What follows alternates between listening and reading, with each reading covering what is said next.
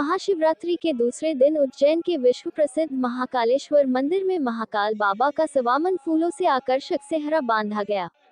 महाशिवरात्रि महापर्व पर बाबा महाकाल और माता पार्वती का विवाह संपन्न हुआ था। इसी के अगले दिन हर साल तड़के होने वाली महाकाल की भस्मारती दोपहर में होती है। बीजेपी नेत्री साध्वी उमा भारती ने भी भस्मारती में बाबा का आशीर्वाद लिया। उज्जैन के विश्व प्रसिद्ध महाकालेश्वर मंदिर में साल में एक दिन ऐसा आता है जब भस्म आरती की परंपरा बदल जाती है। परंपरा अनुसार महाशिवरात्रि के दूसरे दिन बाबा महाकाल की भस्म आरती दोपहर में होती है। यही कारण है कि रोजाना सुबह होने वाली भस्म आरती बुधवार सुबह नहीं हो सकी। रात भर महाकालेश्वर मंदिर में बाबा महाकाल के दर्शन होते रहे। सुबह 4 बजे भस्म आरती की बजाय बाबा महाकाल का पंचामृत अभिषेक हुआ, जिसमें दूध दही की सुगंधित द्रव्य के साथ सप्तान और आकंदे के फूल अर्पित किए गए। बुधवार सुबह भक्तों ने भस्म आरती के बजाय बाबा का पंचामृत अभिषेक देखा। बड़ी संख्या में दोपहर में होने वाली भस्म आरती में दर्शन करने देश विदेश से आते हैं।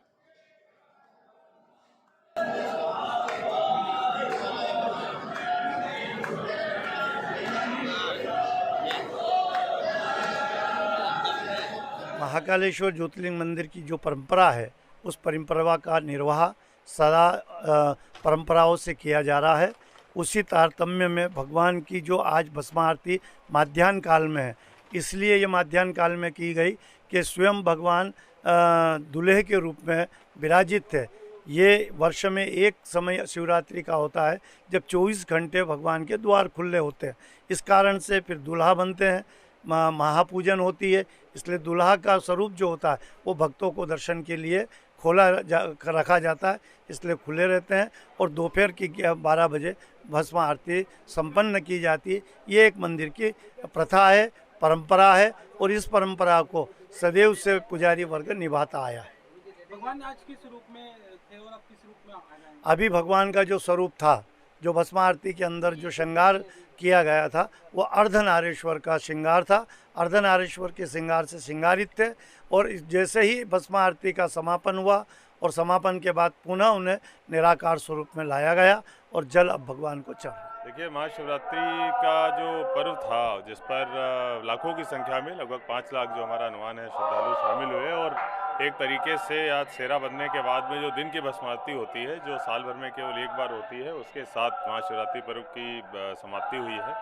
और इसमें जिस तरीके से श्रद्धालुओं ने बड़ी संख्या में यहाँ पर आके दर्शन किए हैं और जिस तरीके से दीपोत्सव उज्जैन की जनता ने मनाया है, मुझे लगता है कि महाशिवरात्रि आगे कई सालों तक याद करी जाएगी। और माननीय मुख्यमंत्री जी ने जिस तरीके से इसको एक परंपरा बनाते हुए प्रत्येक महाशिवरात्रि पर दीपोत्सव का आयोजन करने की कल घोषणा करी है, निश्चित रूप से जो उज्जैन का पर्यटन है, उज्जैन का जो आकर्षण है, वो लोगों के बीच में बढ़ेगा और उज्जैन के लोगों को इसका फायदा मिलेगा। सर, आम श्रद्धालुओं के लिए भस्म आरती की अनुमति शुरू की जा रही है? देखिए, आम श्रद्धालुओं के लिए भस्म आरती कल से पुनः जो भी पहले की पद्धतियां होती थीं कोविड काल से पहले, उसी पद्धति के आधार पर कल से सारी चीज़ें वापस चालू कर दी जाएंगी।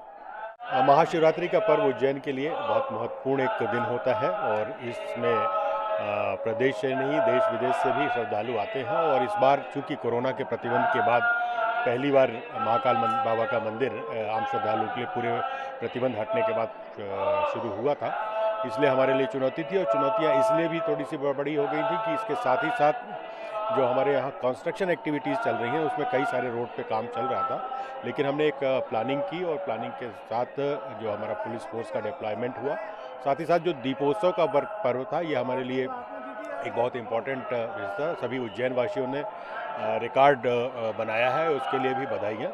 तो ये दोनों चीज़ें जैसे साथ में जुड़ के हुई, तो उसकी एक प्रॉपर प्लानिंग के साथ हमने व्यवस्था बनाई। लगभग 1200 का पुलिस फोर्स इसमें लगा हुआ था। और आज ये भस्म आरती संपन्न होने के बाद महाशिवरात्रि का पर्व शांतिपूर्वक संपन्न हुआ। हमने पूरे विश्व के कल्याण की कामना की, सृष्टि के कल्याण की कामना की, चराचर के कल्याण की कामना की, उसमें मैं स्वयं भी शामिल हूँ। दीदी, इस बार जो है महाशिवरात्रि पर्व बड़ी धूमधाम से मनाया गया, उसको लेकर और एक नया रिकॉर्ड भी है, आप क्या सोचते हैं उसको लेकर? बहुत अच्छा हुआ है। ये तो ज्योतिर्लिंग है, तो ये तो है ज्योतिर्मय, तो यहाँ ज्योति करना बहुत आनंद का विषय है। दीदी, अभी 10 तारीख को यूपी का रिजल्ट आने वाला, किसकी सरकार बनने वाली है? अभी रुक जा, यहाँ महाकाल के परिसर में है, तय हुआ